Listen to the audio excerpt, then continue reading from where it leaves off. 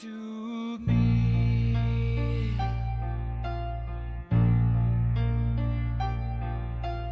Salut à tous, on se retrouve aujourd'hui pour parler de Bohemian Rhapsody, le nouveau film de Bryan Singer sur la vie de Freddie Mercury. Je dis bien sur la vie de Freddie Mercury parce que le film est vraiment centré sur ça. Même si on peut très fortement penser que le film parle de Queen, finalement c'est plus un biopic réellement sur la vie de Freddie Mercury. Bien évidemment on parle aussi de Queen puisque Queen fait partie intégrante de la vie de Freddie Mercury. Mais le film se concentre sur le chanteur du groupe, de son évolution d'un simple bagagiste à finalement une des plus grandes rockstars de tous les temps et un personnage qu'il est très difficile de cibler. C'est un film qui a une réalisation chaotique avec le départ de Bryan Singer qui avait réalisé la majorité du film mais qui n'a pas terminé celui-ci parce qu'il y a eu beaucoup de conflits entre le réalisateur et l'acteur principal Rami Malek, mais ça n'entache en rien le film parce qu'on voit pas que cette réalisation était chaotique. Le film ne souffre pas du tout de ça comparé par exemple à un autre film où il y avait aussi une moustache en jeu. Alors avant d'aller voir ce film, je ne connaissais pas du tout l'histoire de Freddie Mercury, ni même celle vraiment de Queen, parce que même si j'aime vraiment les musiques de ce groupe,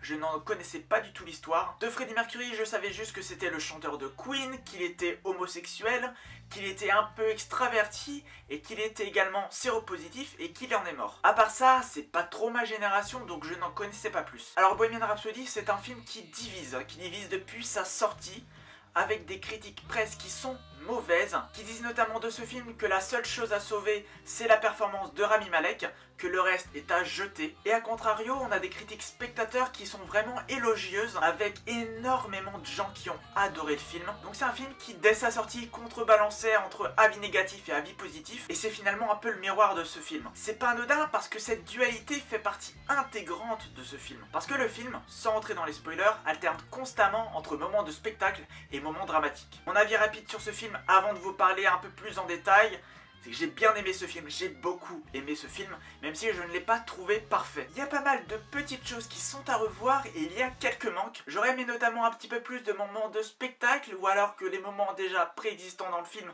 soient un peu plus longs. Et à contrario, il y a certains moments dramatiques que je trouve un peu longuets. Je vous dis ça quelques jours après avoir vu le film, parce qu'à chaud, je n'aurais rien pu vous dire. Bohemian Rhapsody, c'est finalement un film qui est très dur à critiquer, parce qu'on en ressort bouleversé. Si vous aimez un tant soit peu les musiques de Queen, vous ressortez de la salle avec juste l'envie de vous réécouter tous les plus grands tubes du groupe. Au final, on prend une claque phénoménale qui ne nous permet pas d'être objectif. La claque est tellement phénoménale qu'on ne peut même pas formuler un avis précis et concis sur ce qu'on vient de voir, à tel point que, à mon sens, vouloir à tout prix donner un avis objectif serait plutôt subjectiver son propos. Oui, le film n'est pas parfait. Oui, il répond pas forcément à toutes mes attentes. Oui, bien sûr, j'espérais en voir plus à certains moments. Oui, certains passages m'ont paru assez longs.